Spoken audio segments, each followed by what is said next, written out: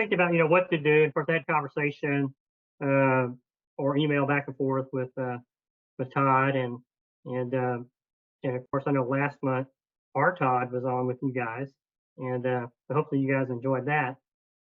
But as we talk, this is kind of what came to mind about what to talk about, and I think it's a very important topic. As a matter of fact, it's one of my favorite topics to talk about because I think leadership right now, especially after the last couple of years, as we've seen more and more, um, we've seen call volumes tighten up for a lot of companies. We saw, I guess the fallout from inflation being up for a long time, rising prices, all those things have contributed to this period now where I think leaders are having the opportunity to jump in and really guide a company where, and I'm not saying it was easy before, but for a few years prior, man, everybody's phone was ringing off the hook, right? Ringing off the hook, and everybody's doing it. Not everybody, but say 90% of everyone I talk to, at least they said, "Hey, I'm satisfied with my call volume," right? So I think now what's happened is a lot of people that were what I call autopilot, they're really back in there. They're working hard at leading and trying to hold people accountable. So that's what this is going to be all about.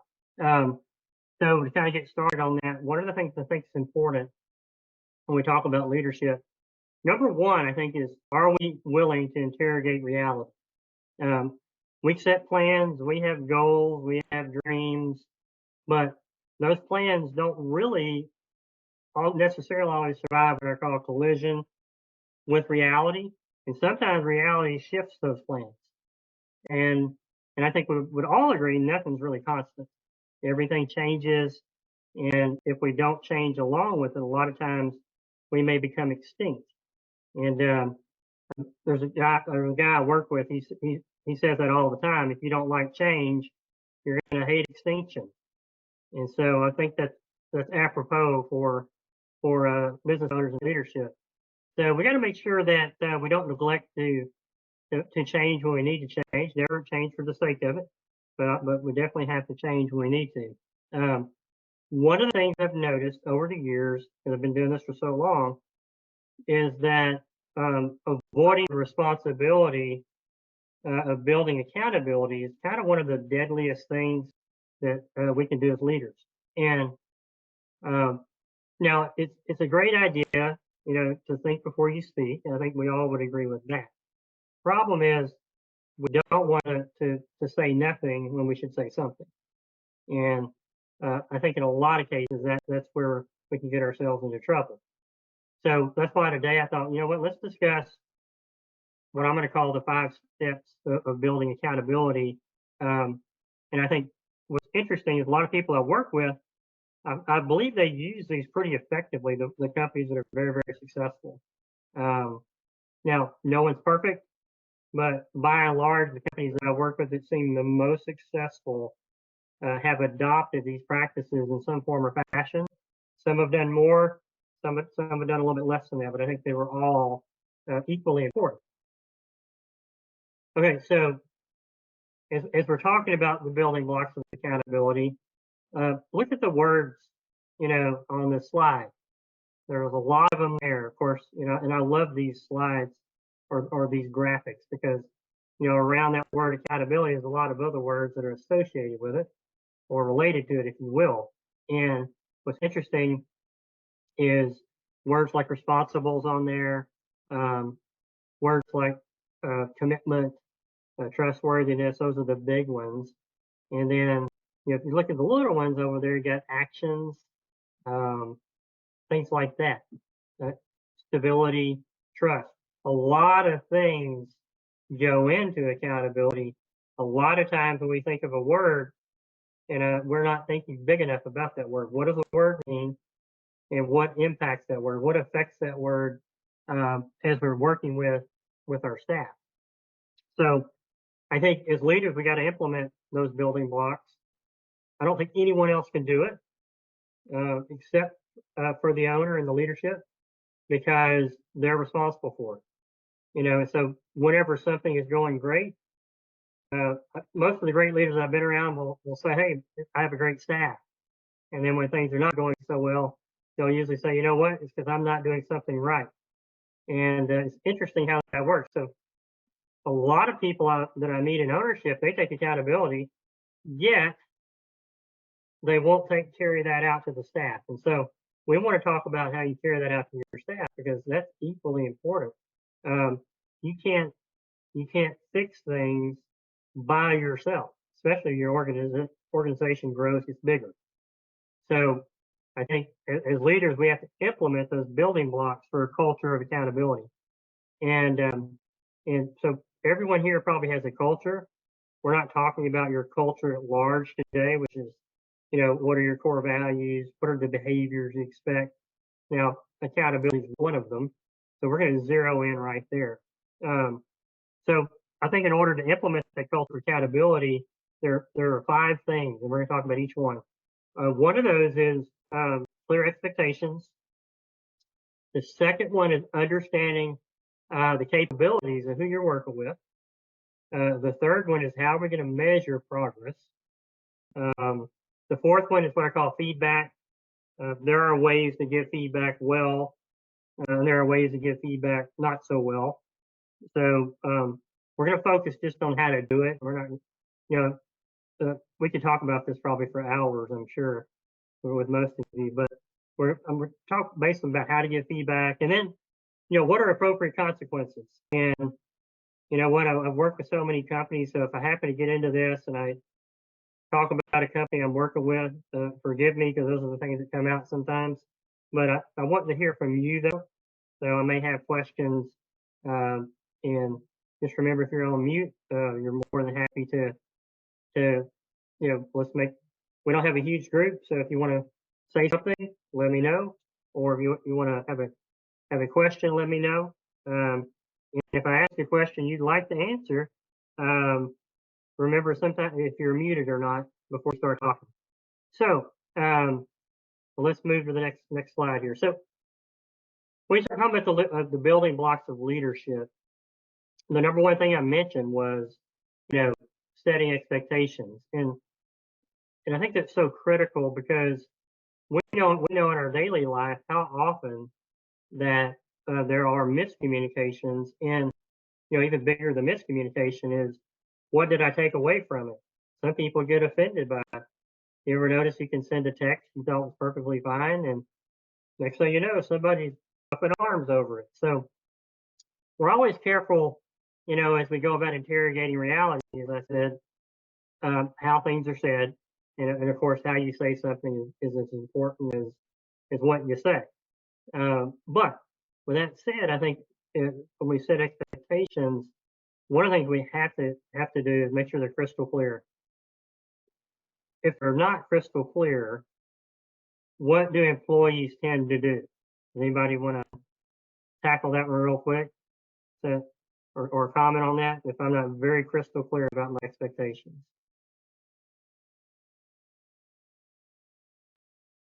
I don't know if they tend to do it, but if you're not clear, it's really not fair to them. It's unkind to them if you're not clear, because they don't, and they come from a totally different perspective, right? If you as the leader are trying to share with them something in your expectations, if you don't ask them to repeat it back or to say, what did you hear? They're probably viewing it from their own world, which is not necessarily a wrong thing. It just may not be what you're trying to communicate. Yes, that's perfect. And that's our job as a leader, to make sure that whatever we are setting as an expectation really can't be misconstrued. Now, we are human.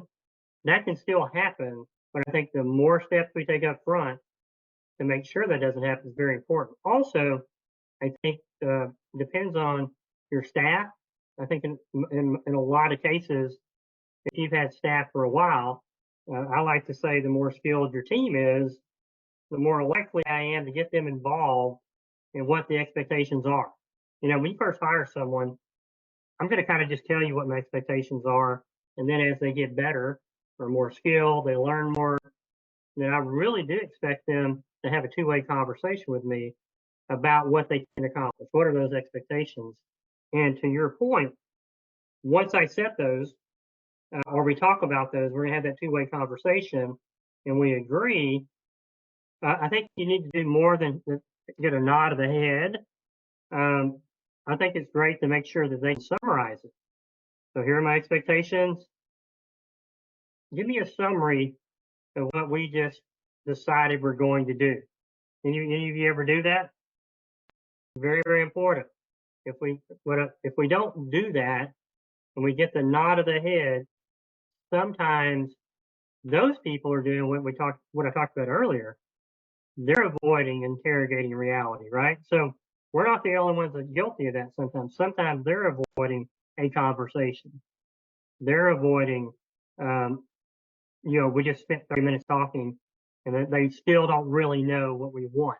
So it's a two-way conversation. And then we want to, what if we have a very genuine conversation, then we're asking to summarize.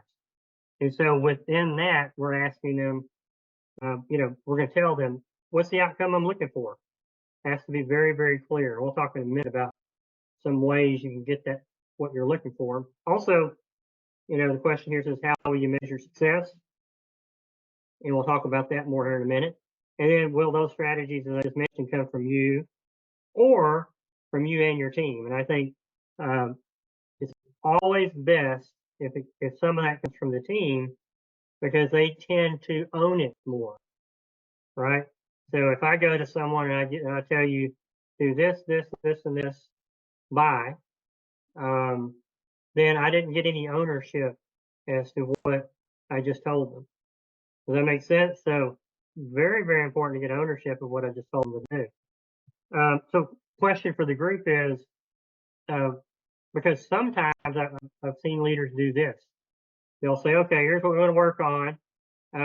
Now, just to be crystal clear, I would like you to write down, things like your own goals, what you feel like the expectations are for your job and how we might measure that. Have you ever had someone just write that down themselves without you leading them? And if so, how did it go? Anybody want to tackle that one?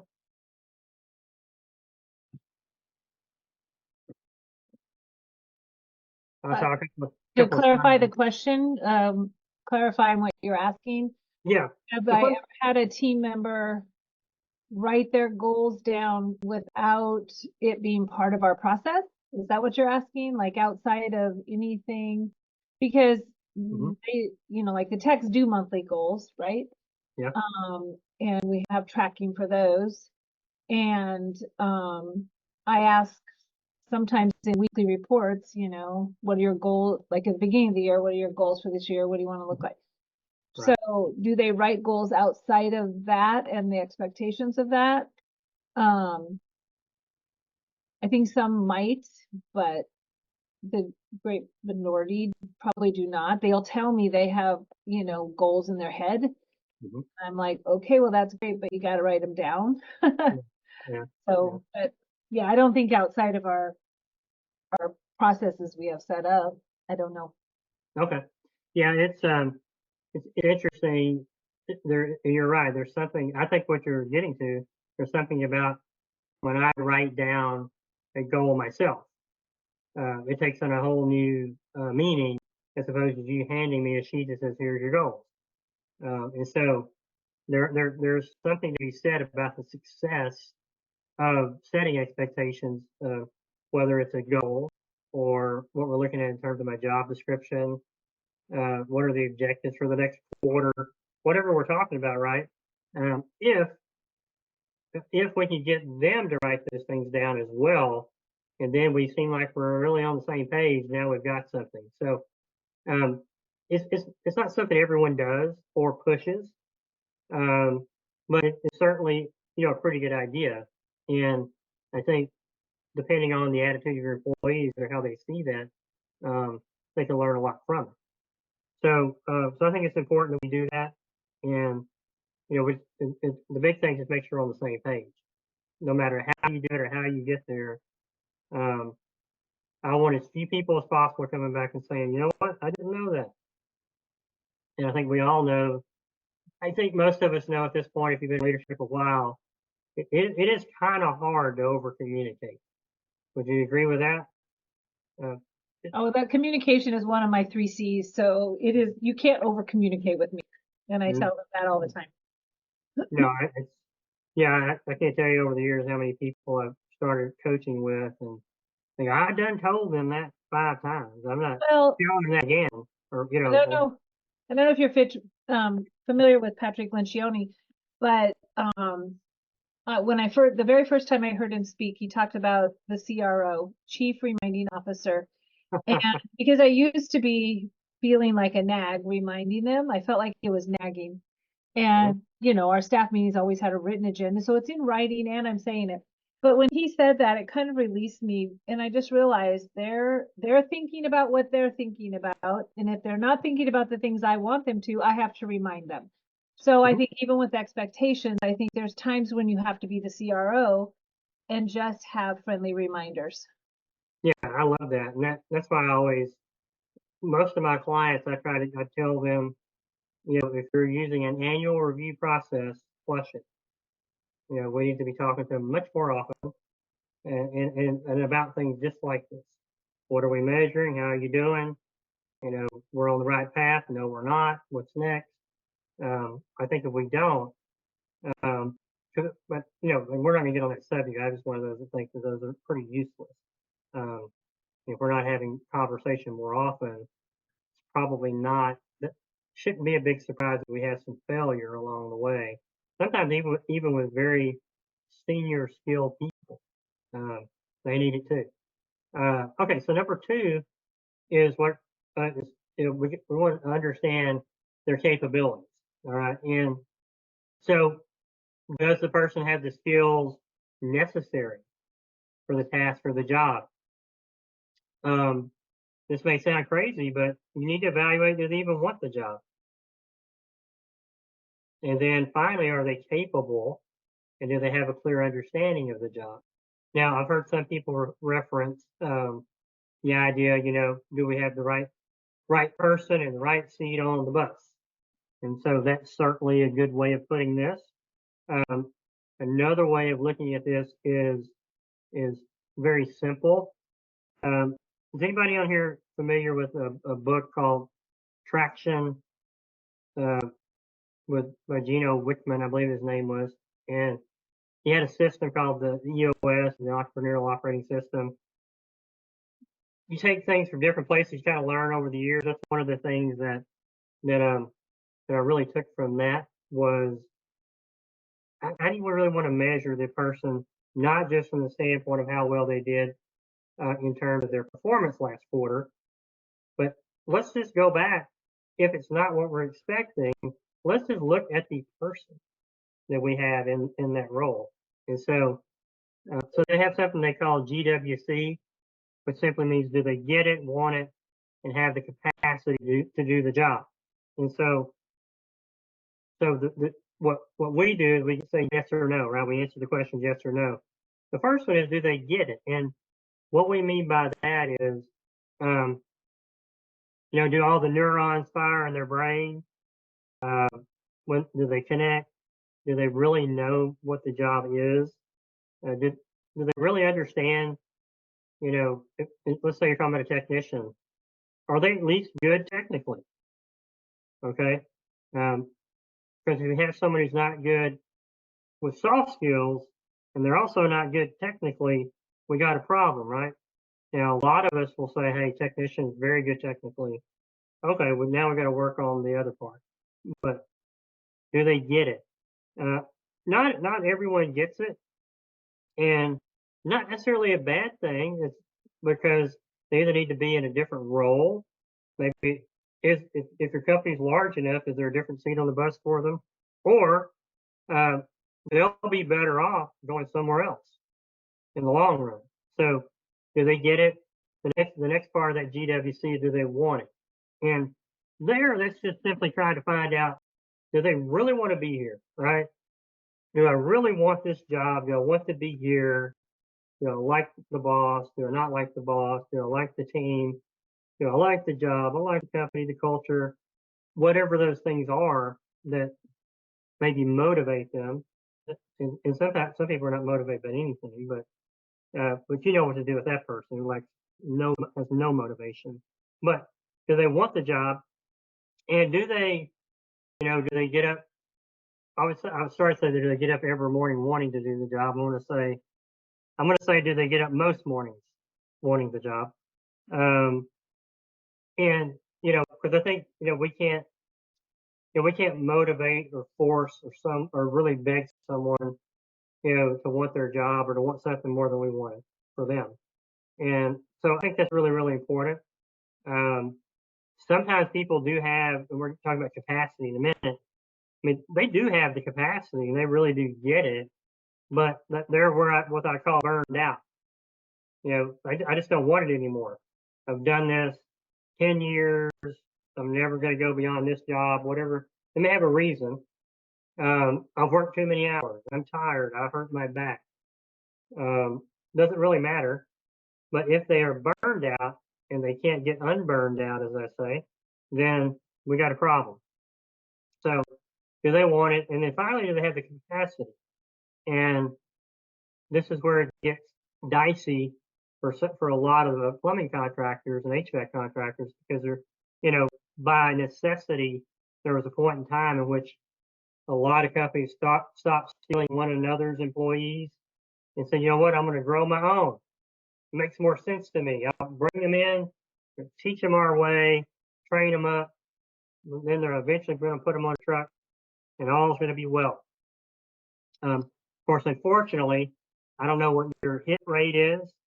It seems like the one time when I was trying to keep track of it with just a few people I work with, it seemed like for every three to four helpers they would hire, one was a hit generally.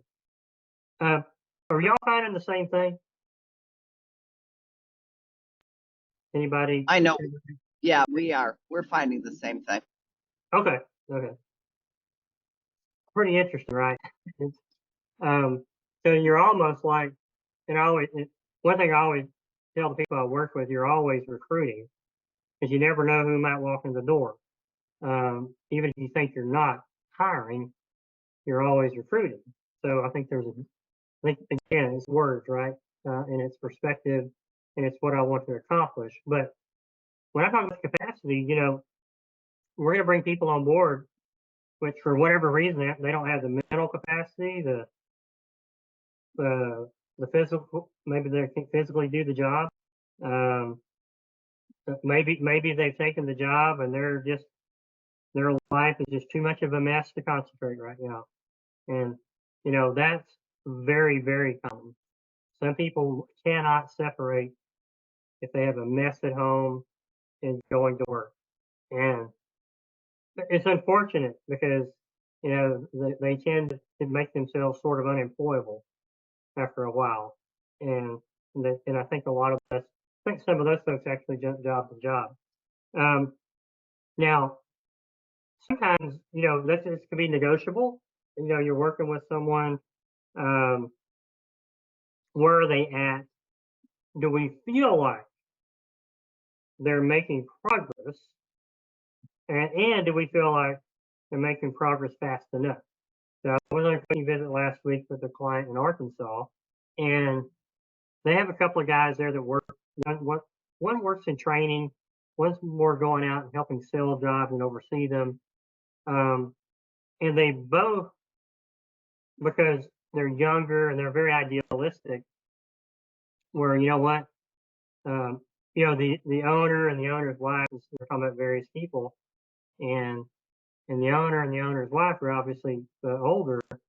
We're saying, these three people, I just don't think they'll ever make it. But the two younger folks are saying, you know what, I'm not ready to give up on this. And which is cool, right? It's kind of cool that they feel that way. But as we carried on the conversation, you know, what what I was able to relate to them is, you know what? But how long? How long is long enough to see if they get it, want it, and have the capacity, right? Because um, you don't want to spend a year with someone before you say, "Man, they just don't know which end of the screwdriver to pick up," right? And that you don't have time for that. And so they thought about it, and they gave me that nod, and we'll see where it goes, right? But just based on the conversations we had, there's a couple of people that based on this analysis were just they probably need to let them go. All right. Any questions about that or comments? I think as an older person, we have to realize that the younger people may get it in a different fashion or a different journey. We Yeah. can't forget that, right? Just because they're not progressing the way we think they should, doesn't mean they won't get there. But Absolutely. Yeah. I think you always have to look at the other piece of that is, have you done what you can do? If you look in the mirror and say, you know what, did I make it clear? Did I give feedback? Did I train them? And so I think a lot of times as an owner and a leader, if I can say that, like if I can't say that I've even done what we're talking about today necessarily, you might want to give it a little bit more time.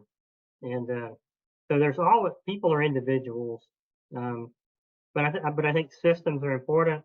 What's our system for accountability? How do we determine how well they're doing? I think that's always important.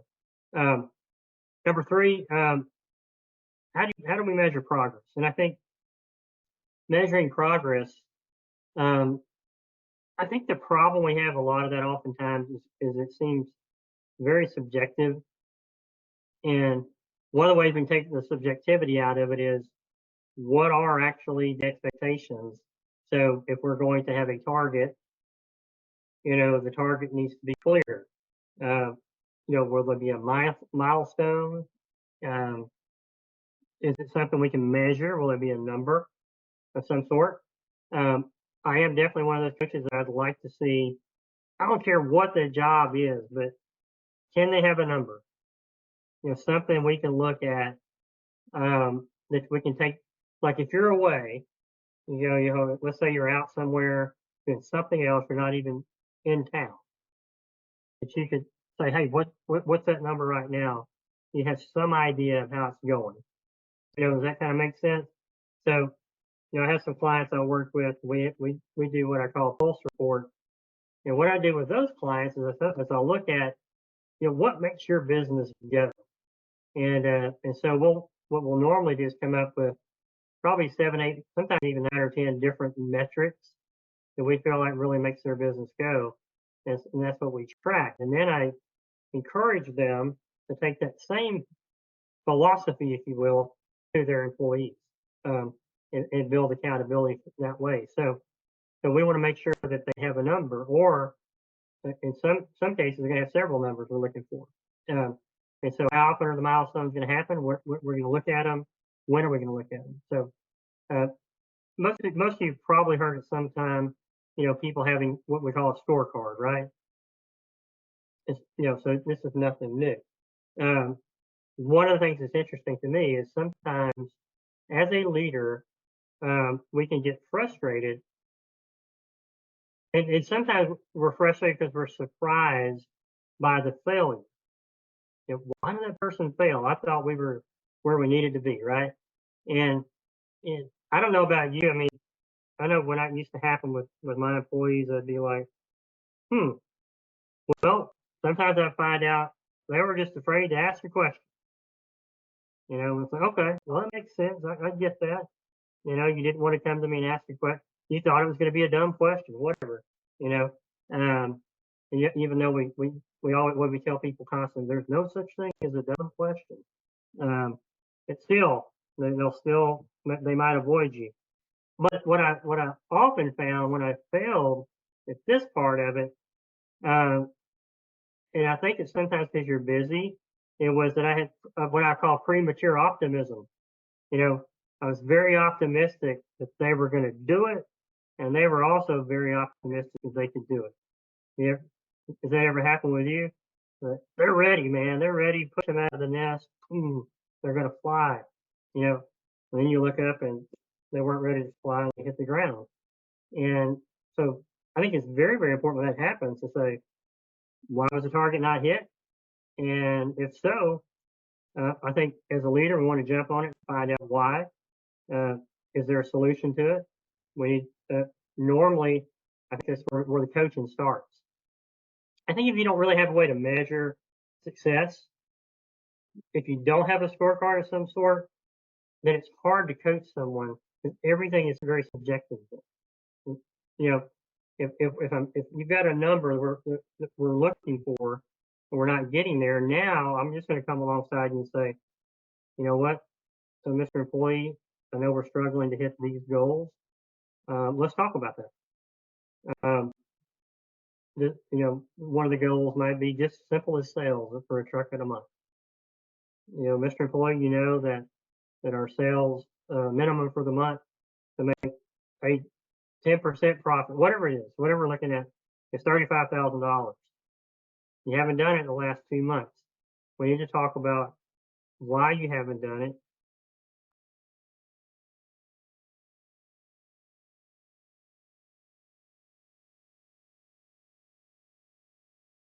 They don't want to do with a customer, even though they nodded their head in agreement. So I think that's why it's important. And I think that's with a good scorecard. Now I can coach you. And that's why I do the same thing with clients. That's why I don't work with anybody that I want to see your financials every month. If I can see them every month, we're going to look at your pulse report every month. We're going to look at your technicians' numbers every month. That way I know what's happening. And funny story, just today, I have a client I'm working with. I look at their cash flow statement, and I noticed that there's like $110,000 went out for machinery and equipment. And I noticed that on the cash flow statement. I'm like, well, because their cash balance went down. I'm like, well, what about this? So they said, well, that was expenses for the plane. I'm like, what? I didn't know you had a plane. So it was, but you can see why if you're watching that every month, you know, I saw it, asked them about it. Oh, you have a plane. Okay. So my question back to them was, I hope this is not going to become a money pit. It's not, it's what I found, it's not a big plane. It's like one they can sort of, you know, fly from one state to the next and go hunting here or there, whatever they were doing, right? But I think the same thing applies when we're working with our employee is we want to be watching the things that make them important, successful, and then make sure it's not a surprise if they don't get there. Really, really important. So I just encourage you to have a scorecard for people that you're working with. There's a lot of positions that can have a scorecard. And, you know, if you look at this slide, I think the interesting thing is, you know, if you look at CSR and technician are the ones I see the most often. And obviously the technician is the one you most see, right? A lot of companies have numbers they're keeping on a technician, but then I say, well, what about, you know, what about the rest of them? So I would encourage you, let me ask you this question. How many on this call today have a scorecard that they're keeping track of at least on a monthly basis for at least one employee? Okay. Who else? I have them for all. I have them for all my employees.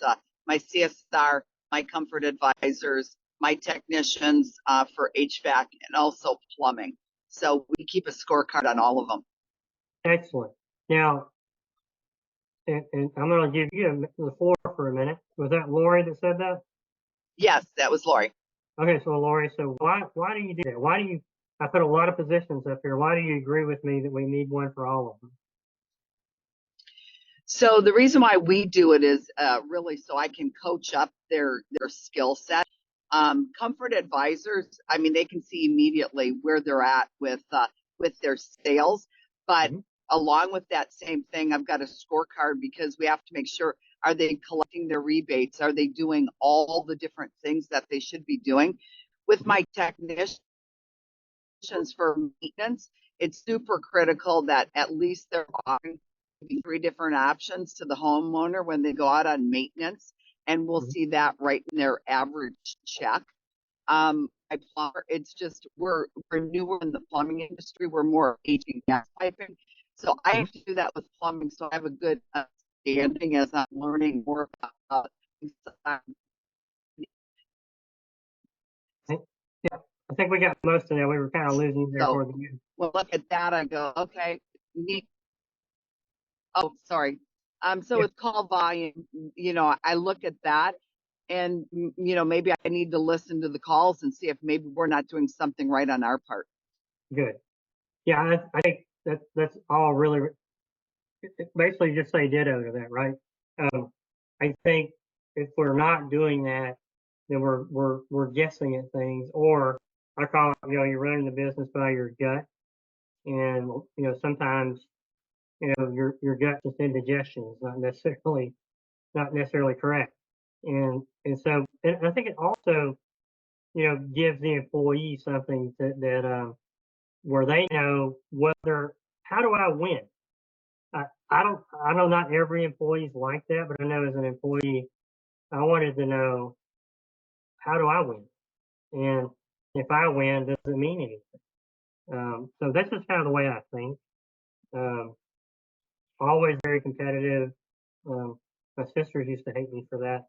Um, we played checkers. I wanted to win, but anyway, but I think and I think there's still employees like that. I think there's a lot, probably more than we think, and sometimes we have the right scorecard, we can get someone to really start competing.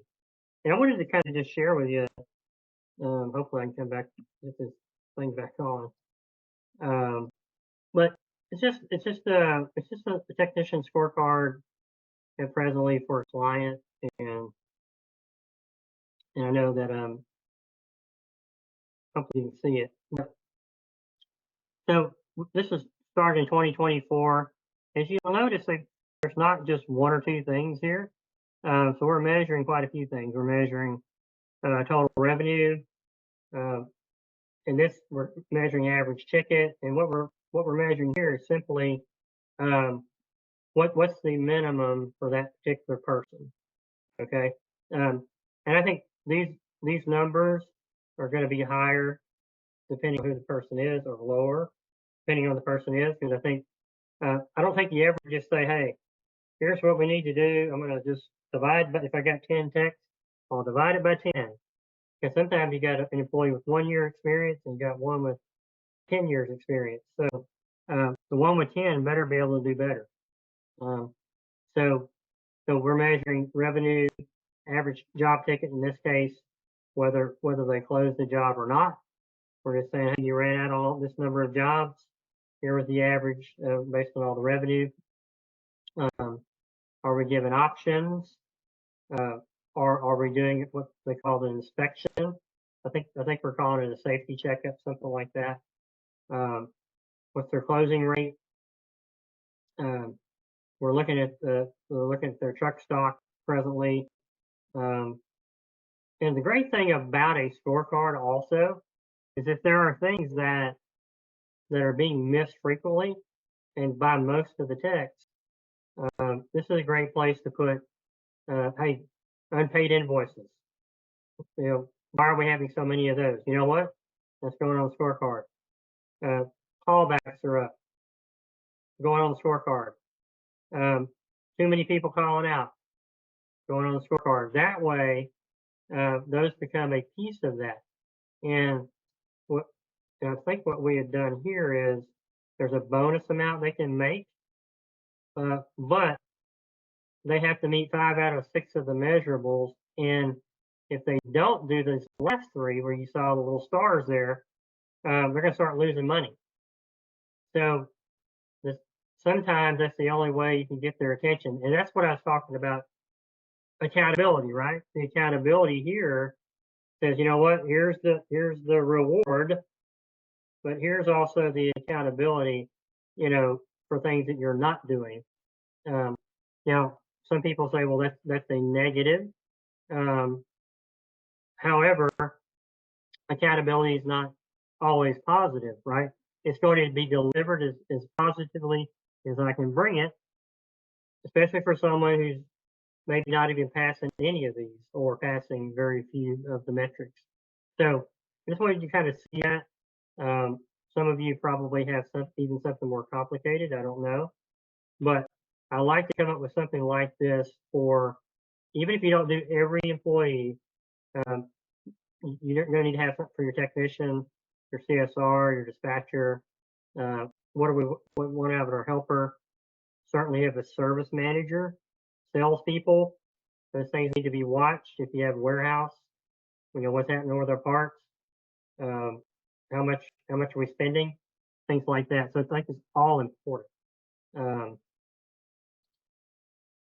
Any comments on that? Anybody, or most of you, anybody else on the call besides Lori doing something in terms of scorecards?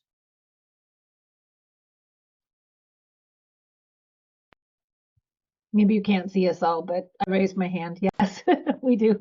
Okay. I just All right. do technicians. I haven't thought about it. Can you say that again? It was kind of garbled a little bit. I only do the technicians. I haven't thought about doing it for like my dispatcher and CSR and stuff. Oh, okay. Is it something that you think you might want to do at some point, or not? Yeah, I'm kind of interested in seeing what everybody else does for their CSR and dispatch. Okay, cool. Yeah. I think with CSRs, the big ones are, how many calls are they taking, and then if we know how many calls they're taking, how many calls are they actually booking? That's a big one. So how many calls are they booking? If they're also the dispatcher, how many? In that case, what you could be looking at are things like, and it depends on your software too. For example, I know a lot of my clients have Service Titan, and I know they go in and look at things like, what's the average distance to all the jobs they're dispatching out, things like that. So there's something for every position, and so yeah, I would encourage everyone to look at that and to come up with at least one number. What's one number for everyone? And in your basic positions, you can usually come up with several. All right. Here's this is just instead of showing you this, normally this would be something that let's say we had another hour, we probably would sit here and go, hey, what would we do with our dispatcher? What would we do with our technician? What might you want to measure with a service manager? But just this is a way of doing it. So what you would look at is which team member are we looking at? What are we looking at? Oh, closing ratio CSR. I just mentioned that one. Well, what's my benchmark, right? And then of course we're going to rate them based on green, yellow, red. I think those are pretty obvious what they mean. So in red's less than 75, yellow's in the middle, green is over 85, and so that way we have a very objective way of saying, you know what, this is going pretty well. Another thing you should really do with CSRs is listen to their calls. I don't know about you, but sometimes I'm very surprised when I work with client listening to calls. It can usually be a lot better. All right, so then we need to move on. We only have an hour, right? Number 4, give feedback.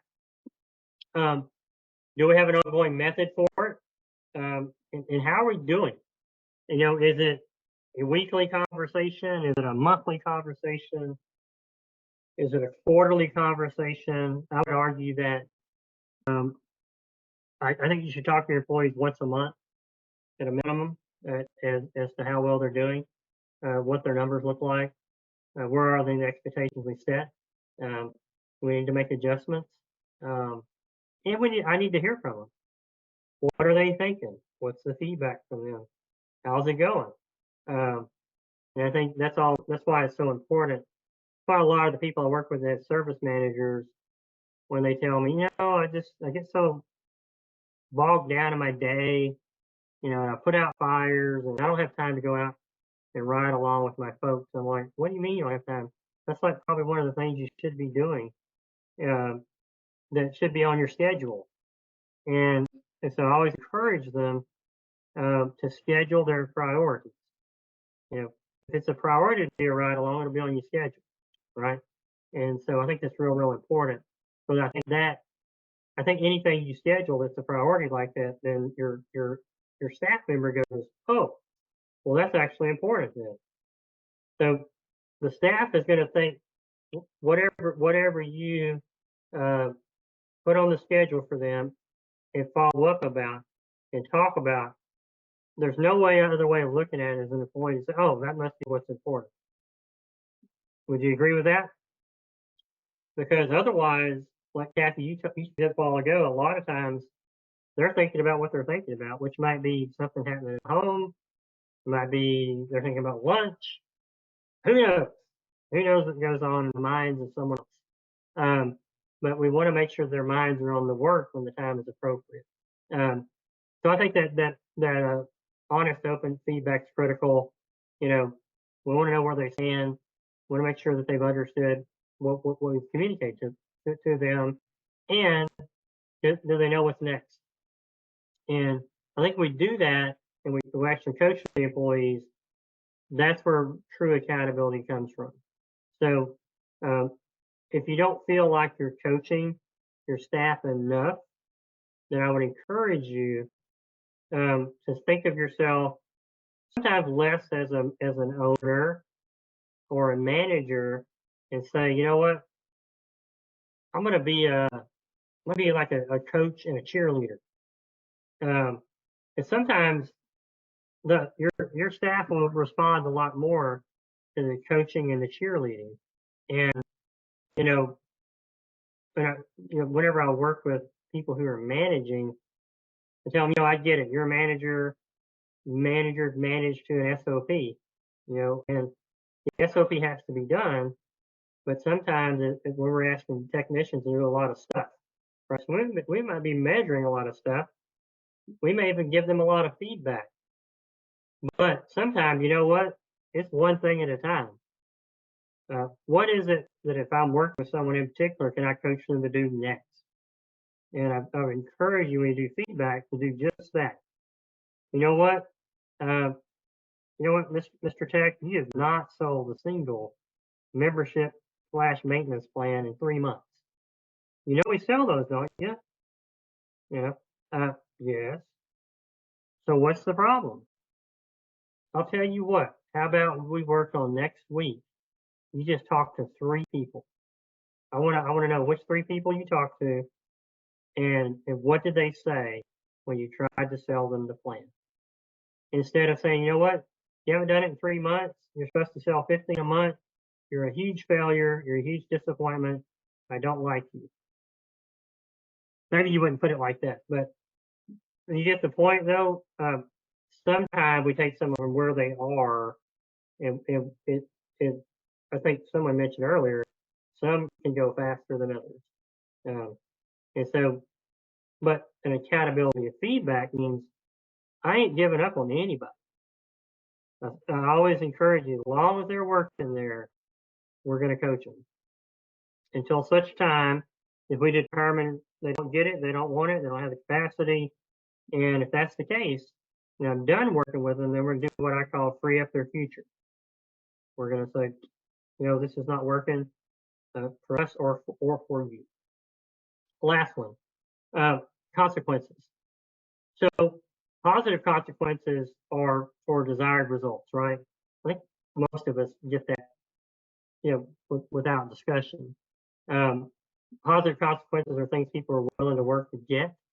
So if they get praised publicly, they love that. So no one wants to be, yelled at in front of other people. Sometimes spiffs and bonuses work. Some companies I've worked with, their staff is like, you know what? I just want 5 more days off or whatever. I can care less about your stupid bonuses. So now, that doesn't mean we're going to give them 5 more days off, but we may have to, well, why do you want 5 more days off? Well, what could we do? What if you did this and you started earning an extra day off every quarter or something? So that's how you work with somebody to get them interested in being accountable, not just to you, but to themselves. And I think if we don't do that, a lot of people quit and they just kind of go through their day on autopilot, if you will. Now, the other things, I think if you're going to discipline someone, those are very private conversations. I think most of us know that without really talking about that. Private discussions on improvement plans. How can I help? What's the problem? Everybody's heard of the 3 strikes you're out policy. You could have that, or there may be things and that's why I say be crystal clear on communicating expectations. There may be something you have a 1 strike policy on. And you know what, if you do, that's fine. Just make sure they know about it. If they know about it and it's 1 strike you're out, then it's 1 strike you're out. Because if you don't follow that and they know about it and the staff knows about it, then the staff says, oh, they must have been special or something. And then that's also very deadly. And that's why I was saying earlier about that. If we don't build a culture of accountability, boy, they know it. They know it and they'll hold it against us. And then I think sometimes the disciplinary consequences, as I just said, we'll give them the opportunity to free up their future, go somewhere else. Or once in a while, I have a place on the bus. Well, you know what? You can go over and sit on that seat. I think we're going to be fine. So I think that's a big piece of it right there. Is how do we handle that? And again, interrogate reality. Don't be afraid to go there. If you don't, then others see it, and then when others see it, like a good employee, they'll get frustrated.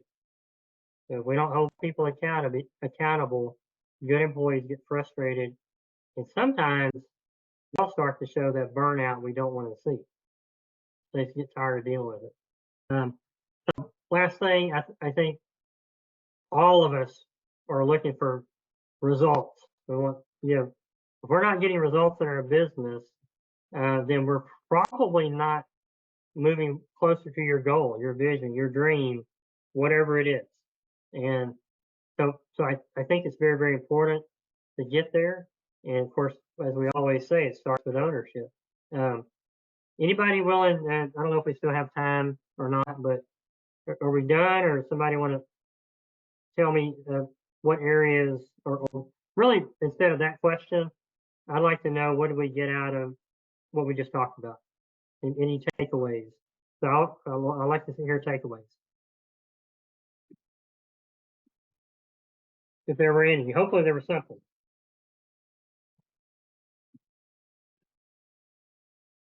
Hey, Kevin here. My favorite thing is accountability is for everybody. That really expanded because I work with a lot of people, and usually it's only the people that are front facing, like the salespeople, that have accountability. But the idea that everybody, I just love that part of it. And my brain is spinning about implementing that right now. Great Good. job. Oh, awesome. All right. Love hearing that. I think the phrase ready, willing, and able, you know it, right? But you forget about the willing, Yes. right? We might think they're ready. They might not agree they're ready, right? Definitely. But the willing, it really is up to them. And some of that comes from confidence, right? As far as able also. It could be a lack of confidence, not a lack of skill. True. true. Yeah, I hear that a lot. I hear that a lot from a lot of service managers will tell me, hey, you know what? This guy calls me 10 times a day, and I'll be like, why do you answer it every time? Yeah, No, so you're not helping. right. Yeah. Enabling them. Well, they Yeah. got to start asking question back. This is what my ops manager, I say the same thing. You know, don't just give them the answer. Say, well, what do you think should happen? Yeah, absolutely. Start asking more questions instead of giving more answers. Yeah, and, you know, and I have to say, if we get our managers, I've noticed a lot of managers will embrace that. Over the years, I've worked with a lot of different managers, and there's a lot of things that they need to get better at. But the ones who will interrogate reality and say, you know what, you're right. I need to stop answering the phone so much. Later on, they tell me, man, that was so freeing. You know, that was great. So, anybody else want to comment on that, or are we ready to wrap? I got to take off, Les. Thank you very much. Thank you. All right, Kevin. I guess I'll give it back Thanks, to you. Les. Great job. I'm gonna reach out. I love to stay in touch. Yeah. Anytime. Let me know. All right, sounds great. Thanks, guys, for jumping on, everybody. Really Thank appreciate it. y'all. All right. Appreciate it. Thank you.